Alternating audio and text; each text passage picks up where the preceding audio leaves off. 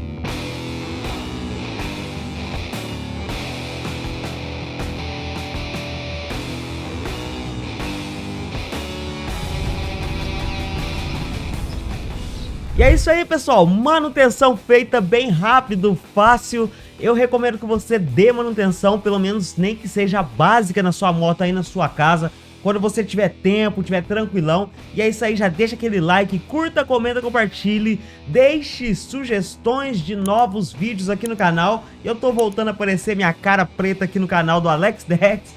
Tamo junto, só agradeço a presença de todos vocês. Galera, uma dica bem rápida. Se você quiser comprar luvas de qualidade, vou deixar aqui no link da descrição alguns produtos que eu utilizo, recomendo e tô deixando excelente site com excelente preço, beleza? Então tem mais vídeos aí, agradeço a presença de todos e até o próximo, valeu, fui!